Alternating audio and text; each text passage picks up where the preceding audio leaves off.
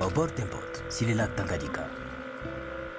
Partons pour un voyage à la découverte de ce peuple situé sur la presqu'île de Bouari.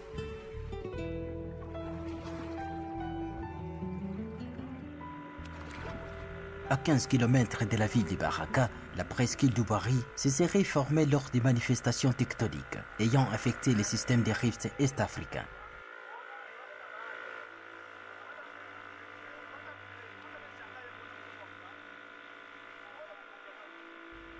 Les géologues et les géophysiciens affirment présentement que la vitesse d'écartement de ces rifts dans la plaque africaine est de 1 cm par an.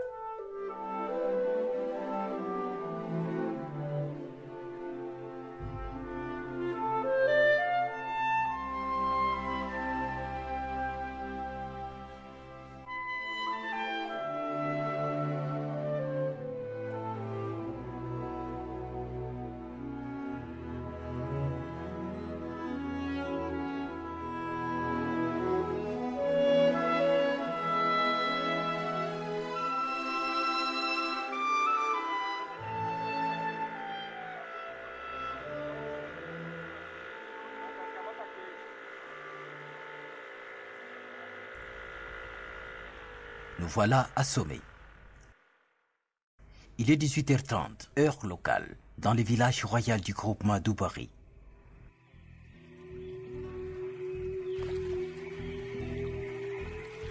Ce peuple, très accueillant et ouvert à d'autres yeux, se mobilise les yeux braqués sur le lac, dans l'attente de l'accostage d'un boat, soit des passagers ou des commerçants. Qui est ce peuple? Quand et comment ce peuple a-t-il pris pied au bord de la presqu'île d'Oubari? Comment vit-il? Toutes ces questions trouvent ici des réponses. Depuis longtemps, la population de Bouari vit de la pêche, du poisson et fréquente dans les lacs Tanganyika, mais aussi de l'agriculture qui est pratiquée pour l'autoconsommation et non pour les commerces. Ici chez nous, le travail qui nous aide de plus, je ne vais pas vous tromper, c'est l'agriculture et la pêche. Deux travaux. Le groupement d'Oubari. Un milieu dont l'essentiel de la vie gravite autour de la pêche.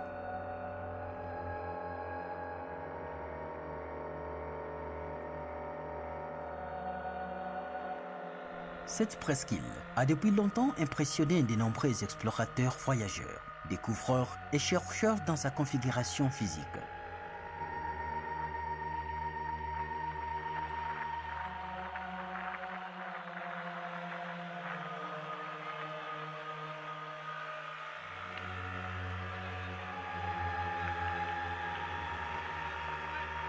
On observe ici des merveilleux paysages côtiers sur les bords du lac Tanganyika.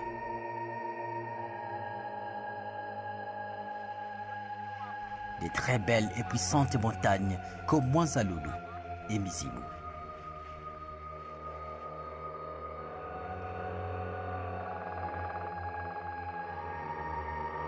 Des très belles formations géologiques qui donnent les goûts des chercheurs et des découvertes pour les géologues.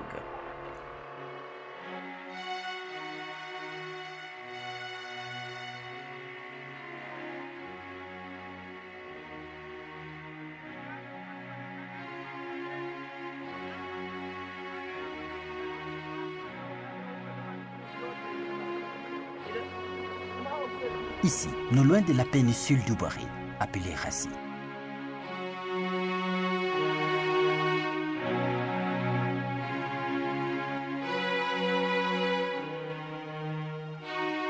On observe la géothermie qui se manifeste à la surface par un hydrothermalisme. Ces eaux thermales, d'environ 50 degrés Celsius de température, réagissent ensemble avec les eaux du lac Tanganyika et font précipiter le chlorure de sodium observé sur ces roches.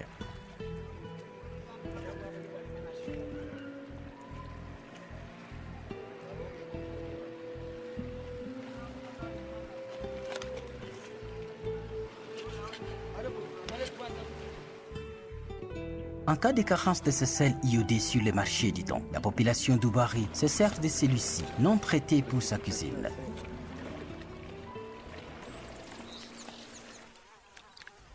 La forêt des Sombouis.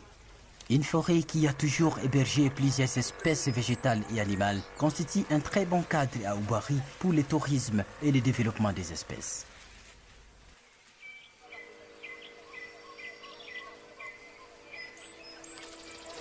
La population d'Oubari a toujours appelé cet endroit le port Désiré Kabila. L'on pouvait penser que pendant la Deuxième République, le feu président Laurent Désiré Kabila se serait servi de cet endroit comme un lien d'accostage et de transit vers la forêt d'Iwabora en secteur de Loulengue.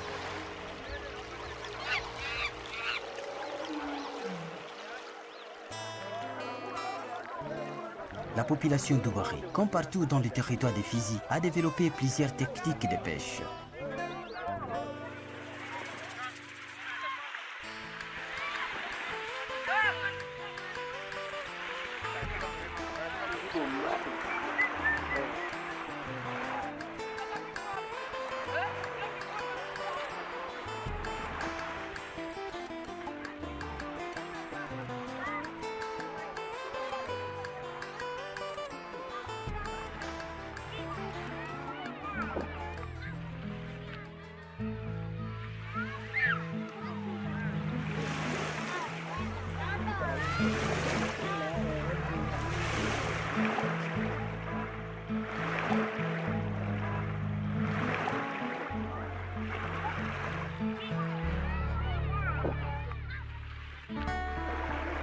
Les poissons étant à gogo dans le lac Tanganyika.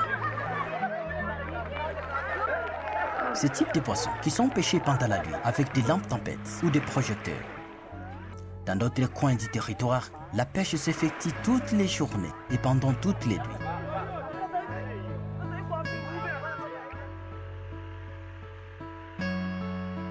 Nous voilà au bord du lac Tanganyika à 18h30 heure locale, à l'entrée du village de Kibino dans le groupement d'Oubari. On observe ici une quantité d'indakala extrêmement suffisante par rapport à la demande des habitants de ces villages.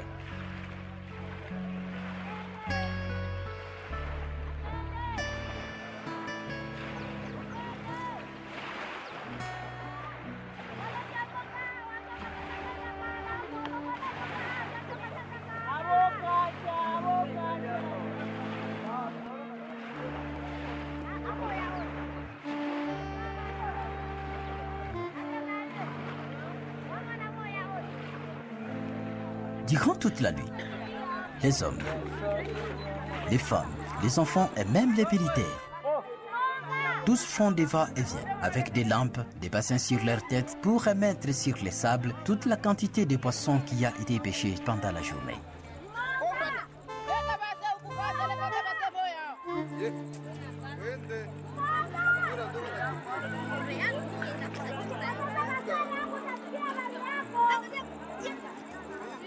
Malgré cela, les espaces de séchage sont toujours insuffisants et inappropriés. Très tôt matin, à Kibino, avant que les pêcheurs n'accostent, et même avant que les coqs ne chantent, chacun se prépare pour observer.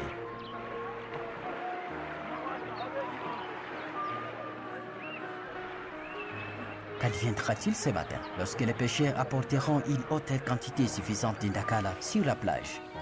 Cette problématique reste jusque-là une préoccupation sur laquelle il faudra trouver solution à Oubari et dans tout le territoire de Fizi.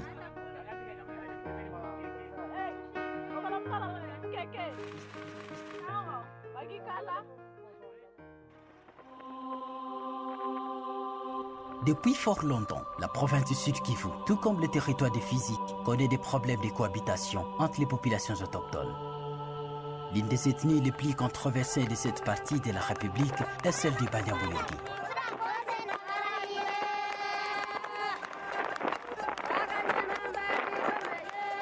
Nous sommes en route vers Bibokoboko, dans la direction des Bilingui. Les plus grands et beaux paysages sont situés des steppes. Des montagnes et des forêts s'observent ici, donnent à ces moyens et hauts plateaux un très beau cadre qui sublime la quête des découvertes.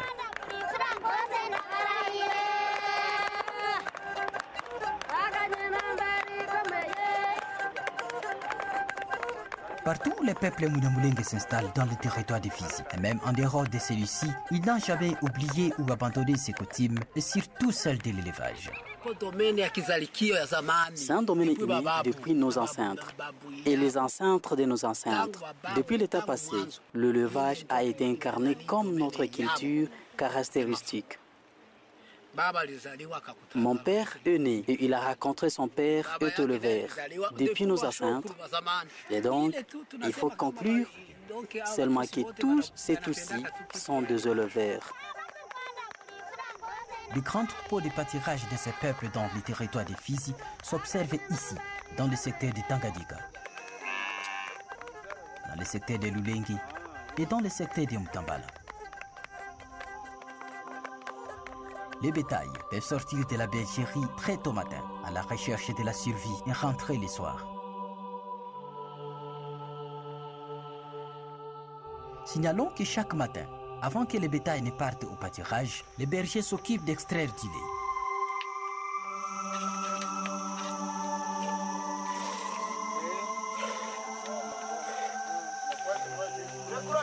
L'Uber, s'il vous plaît.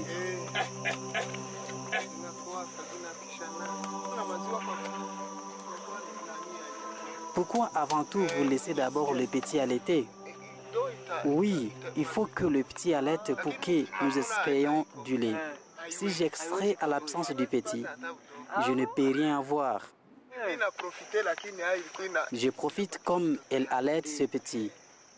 C'est pourquoi je laissais d'abord ce petit allaiter. Les Banyamulenge sont des peuples pasteurs. Leur vie est indissociable de l'élevage du gros bétail qui généralement demande beaucoup d'espace pour son épanouissement. Quelle quantité pouvez-vous extraire par jour? Tout dépend des saisons. Si nous sommes dans la saison sèche, il y a insuffisance d'herbe et les vaches ne sont pas extraites. Mais si elles sont rassasiées, nous pouvons les extraire. Nous pouvons extraire par jour 3 litres et même 5 litres dans la saison pluvieuse.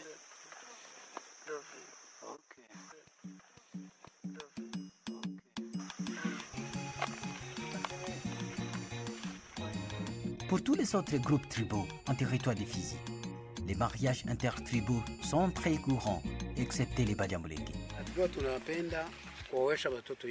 Nous ne voulions pas faire marier nos enfants à d'autres tribus, car dans notre coutume, nous étions des gens qui préféraient consommer seulement du lait et manger la viande de vache.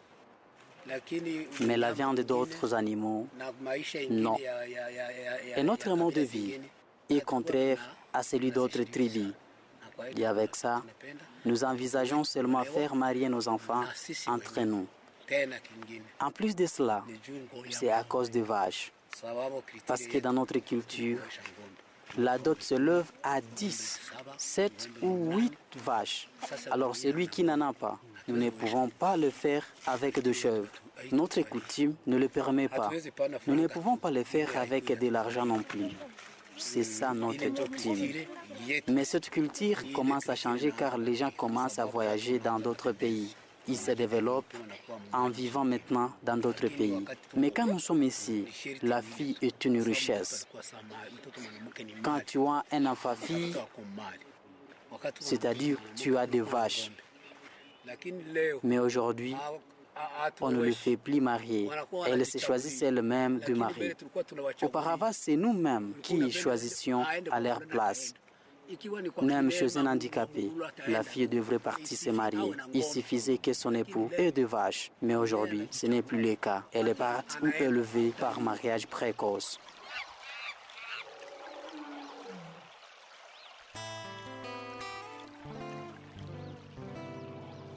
potentialités agricoles de tout genre, observées dans les territoires de Fizi, font preuve d'une fertilité impressionnante à laquelle les agriculteurs, éleveurs et consommateurs font face.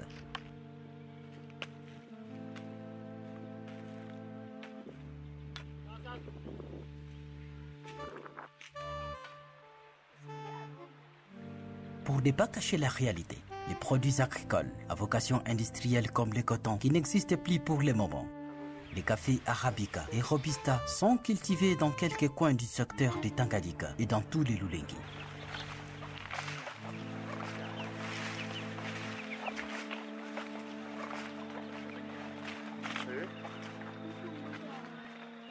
Partout dans les territoires de Fizi, les palmiers à huile constituent une culture caractéristique de ces territoires, si bien que dans certains endroits, ces plantes ne sont plus cultivées par la population, mais plutôt poussent d'elles-mêmes comme des champignons.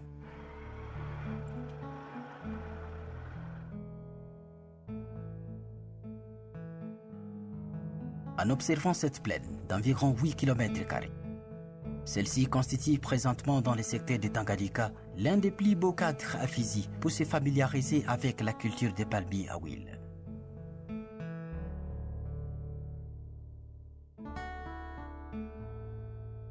De la plantation à l'extraction d'huile de palme, plusieurs techniques artisanales et semi-industrielles permettent de voir et de comprendre les différents processus conduisant à la production de cette huile.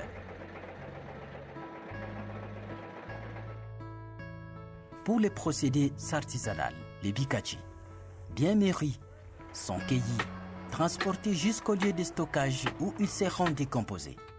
Ils sont cuits soit dans un fût, soit dans la grande casserole appelée elenda.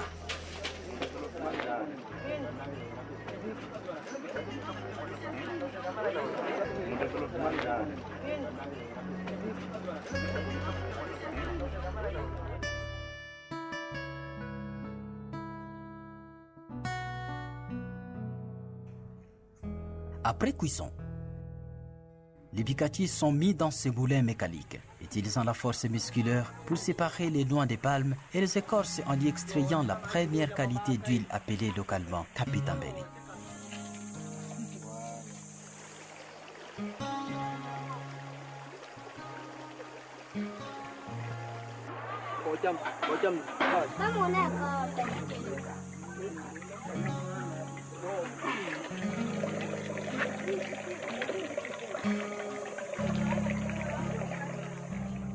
Les déchets de palme, appelés biafi, sont ensuite lavés par l'eau pour y soutirer la deuxième qualité d'huile restante. Cette procédure artisanale d'extraction d'huile de palme peut aller jusqu'à consommer toute la journée.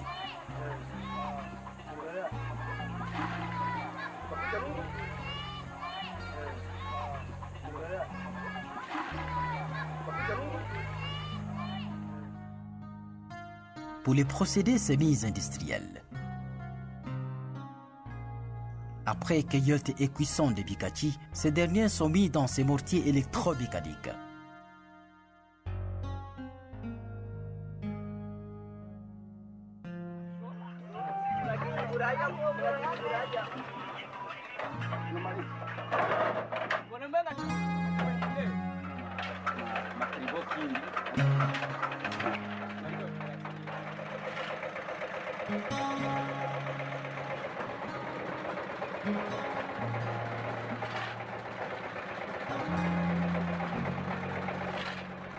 La première qualité d'huile sointe déjà à travers un tamis placé au mur du mortier. De l'autre côté de la rivière, une motopompe est placée pour aspirer l'eau de la rivière, nécessaire dans les lessivages de déchets ou biafi.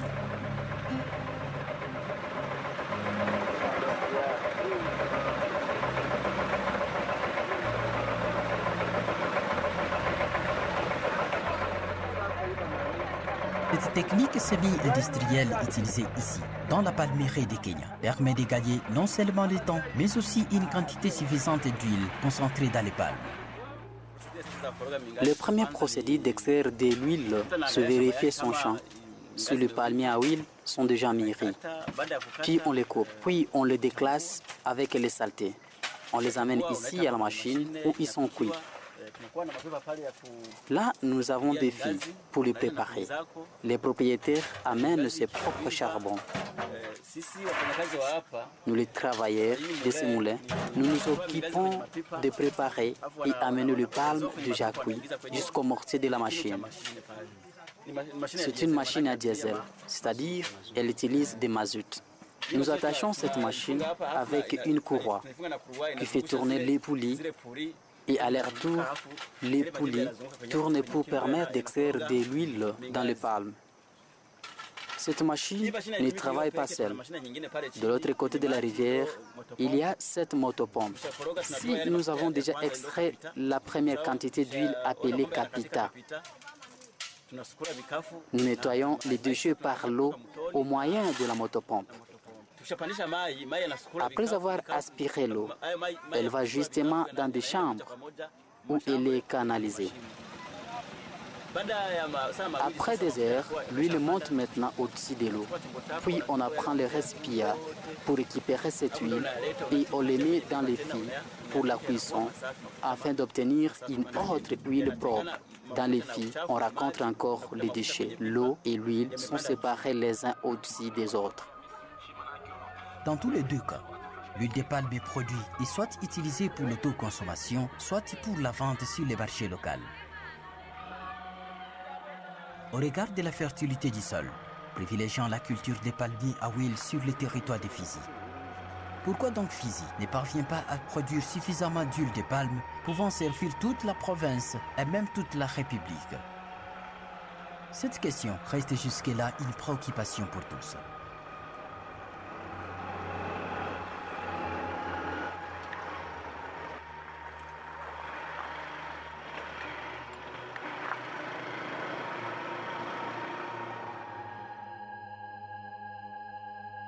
Le sol du territoire de Fizi est aussi favorable à certains produits vivriers comme les riz, les haricots, les arachides, les bananeries, les maniocs et les maïs qui n'ont pas de saison dans le territoire de Fizi. Ils se cultivent partout.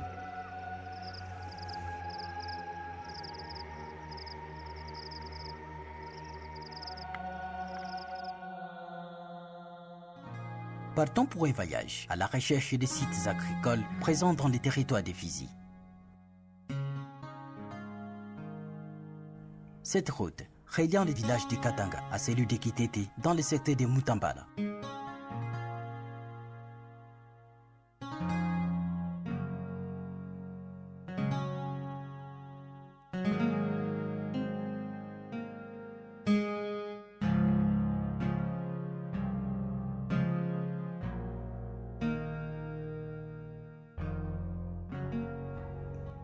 On observe ici une terre incroyablement fertile de part et d'autre du lit de la rivière Mutambala.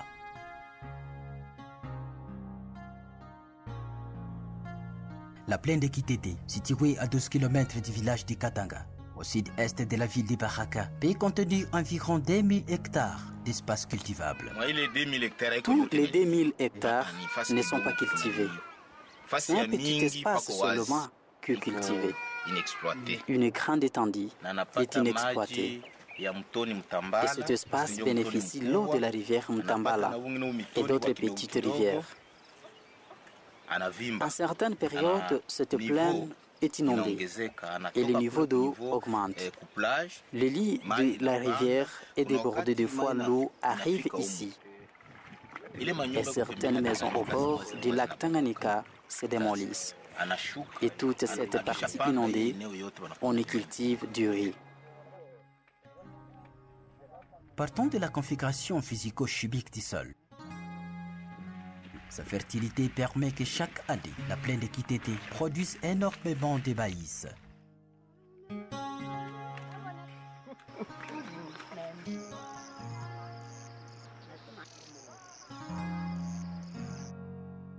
Des tomates, des cannes à sucre, des patates douces et plusieurs autres cultures vivrières, comme précise cet ingénieur. Le riz occupe la grande partie de la plaine lorsqu'il pleut abondamment et s'il y a un débordement de rivières. Dans la période où il y a plus d'eau, nous semons des haricots, surtout là où il y a de l'humidité. On y met souvent les haricots pouvant être récoltés dans 2 ou 2 mois et demi, comme par exemple cette variété. Nous produisons aussi des choux et ce sont des Burundais qui s'intéressent plus sur cette culture. Ici, la variété Coppermag Market, les choux qui pèsent 2,5 kg. Mais ils ont des difficultés de la production. Ils préfèrent produire d'autres variétés de gros choux. Vraiment, ils préfèrent une culture à grande échelle. Pour les piments, pendant la période pluvieuse, on arrive à récolter un bassin par semaine. Ces piments grandissent en grande quantité jusqu'à ce que le branche tombe, mais le nid n'est pas fixe.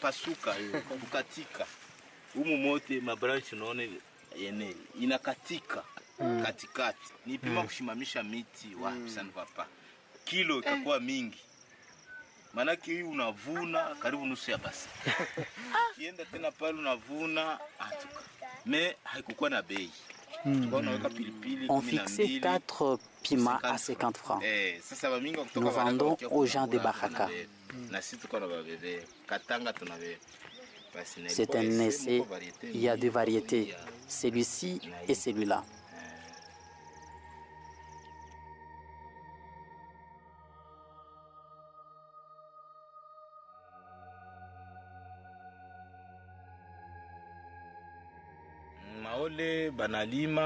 Les kolkhas sont souvent cultivés par ceux qui plantent le manioc. Ils les mettent aux extrémités du champ. Quand ils récoltent le manioc, ils récoltent aussi les kolkhas pour la ration alimentaire et d'autres en vendent. Malheureusement, les kolkhas ne sont pas cultivés à grande échelle. C'est juste une culture pour l'autosubsistance. Les autres cultivent les patates douces. Certaines arrivent à obtenir 2 ou 3 carrés qui sont vendus et parfois consommés. Les tomates aussi sont abondamment cultivées, soit 1 à 2 carrés. Toutes ces tomates sont vendues et achetées par les gens qui viennent de Baraka et une autre quantité est vendue au marché de Katanga. Comment la population cultivatrice de ces produits vivrières vit-elle? L'écoulement de leurs produits pose-t-il problème dans la plaine d'Équité?